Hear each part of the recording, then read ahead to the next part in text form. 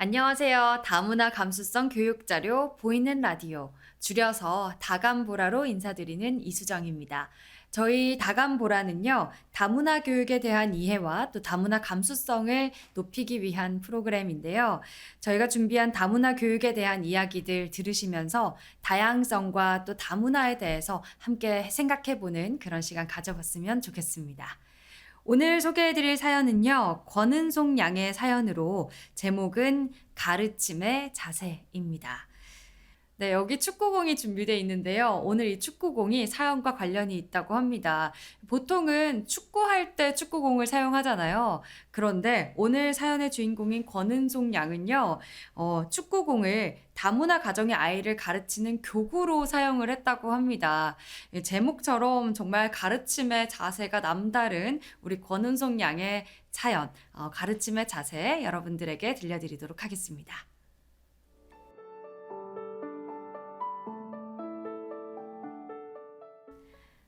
나는 2020년부터 다문화 봉사활동을 시작했다. 처음에 조금 망설임은 있었지만 이것이 나를 발전시키는 큰 기회가 될 거라고 생각했다. 그리고 결심을 하고 나니 누군가를 체계적으로 가르치는 활동을 하는 건 처음이라 부푼 기대감을 가지고 멘토링에 임하게 됐다. 어릴 적 살았던 지역에 다문화 가정인 이웃이 무척 많았다. 당시 영어 학원 선생님이셨던 어머니의 영향으로 다문화 가족과도 많은 교류가 있었다. 그 덕분인지 다문화 가정이라고 해서 우리와 다를 것이라고 생각하진 않았다. 하지만 다문화 교육 봉사활동을 시작하고 얼마 지나지 않아 나는 몇 차례 나 자신에게 실망하고 말았다. 한참 학생에게 수학을 설명하는데 학생이 계속해서 같은 내용을 어려워했다. 처음이니까 어려울 수 있다고 생각하며 차근차근 진행하자 다행히 잘 이해하는 것 같았다.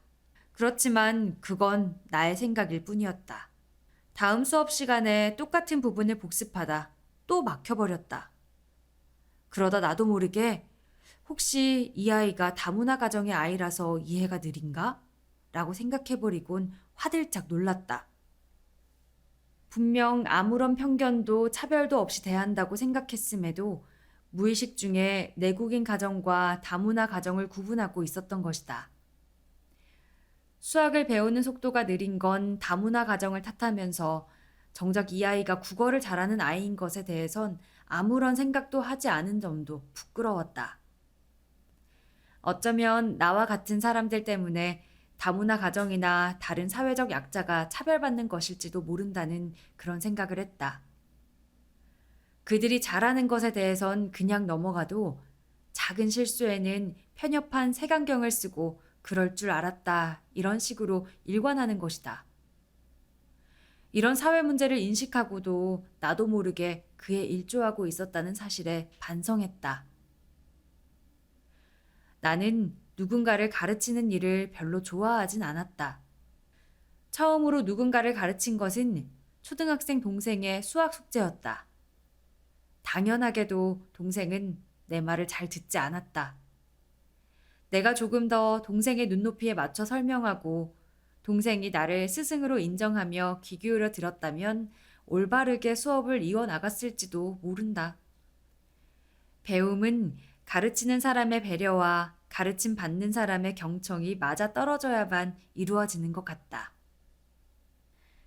다행히 내가 가르치는 학생은 경청의 태도가 충분했고 봉사활동이라는 명목이긴 했으나 나도 책임을 다하기 위해 노력하다 보니 수업하는 게 즐거웠다.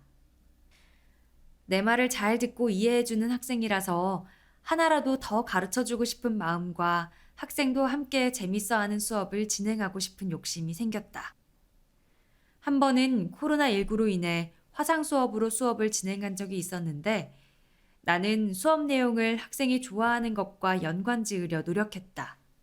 학생이 축구를 좋아한다는 말에 축구공에 그려진 다각형을 알아보는 등 학생이 최대한 시각적으로 참여할 수 있는 수업을 위해 많은 준비를 했다. 마침 가르치는 학생과 막내 동생의 나이가 얼마 차이 나지 않아서 동생에게 많은 조언을 얻었다.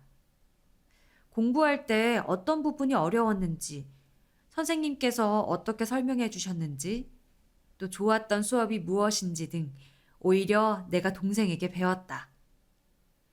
8살이나 차이 나는 동생이라 은연중에 어린애로만 봤는데 동생의 이야기를 들으며 자신만의 분명한 세계가 있다는 것에 놀랐고 내가 가르치는 학생도 다르지 않을 거란 생각이 들었다. 단순히 어린아이가 아니라 하나의 인격체로서 학생을 존중해주기로 마음먹고 많은 고민을 했다. 나름대로 연구한 것을 토대로 수업 내내 최대한 많은 칭찬을 해줬다. 스스로 고민할 수 있는 시간을 넉넉히 주고 혹시나 잘못된 답을 말하면 그럴 수 있다는 것을 어필하며 격려했다. 그러자 학생의 태도가 눈에 띄게 적극적으로 변했다. 첫 만남 때만 해도 모든 문제에 낯설어하며 답을 하기 어려워했었다. 그러나 칭찬을 시작하자 본인도 모르는 사이 조금씩 자신감 있는 모습을 보였고 틀리더라도 계속 참여하려는 모습에 나도 재밌게 수업할 수 있었고 학생의 실력도 빠르게 발전했다. 칭찬은 칭찬을 받는 사람을 성장시키지만 칭찬을 하는 나에게도 많은 이점이 있었다. 가르치는 아이에게 해줄 칭찬을 찾으려다 보니 학생의 좋은 점을 찾기 위해 유심히 지켜봤고 관찰하는 과정에서 학생이 바라는 바도 알게 됐다. 또한 관계 증진에도 큰 도움이 됐다.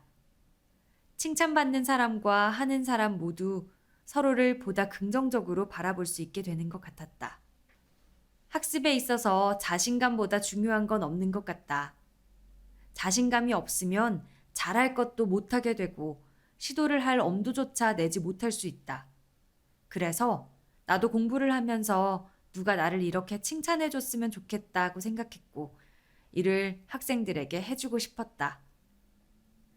다문화 멘토링 활동은 매번 새로운 교훈을 주며 나를 내면적으로 성장시켰다. 가르치는 입장이지만 내가 더 많이 배운 것 같다. 가르친다는 건 끊임없는 배움의 연속인 것 같다. 멘토링을 하는 동안 이것을 깊이 느낄 수 있었고 교훈받은 것들을 바탕으로 더욱 성장하는 활동을 하고 싶다. 와, 권은송 선생님이라고 불러야 될 것 같아요. 와, 권은송 양이 이렇게 자신의 잘못과 또 모자란 부분을 인정한다는 게 참 쉽지 않은 일인데 대단한 선생님이지 않나 이런 생각이 또 한 번 더 해봅니다.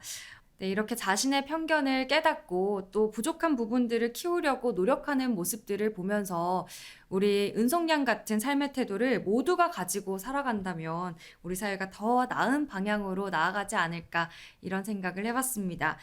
나 앞으로 이렇게 멋지게 성장해 나갈 우리 권은송 양 함께 응원하도록 하겠습니다. 또 가르친다는 건 2번 배우는 것이다. 이 프랑스 작가이자 비평가인 조셉 주베르가 한 말이죠.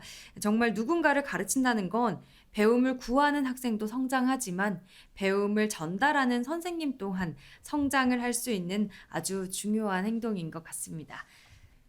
저희 다감보라는 다음 시간에 또 다문화 교육 사례를 가지고 여러분들 앞에 찾아뵙도록 하겠습니다. 저는 진행의 아나운서 이수정이었습니다. 고맙습니다.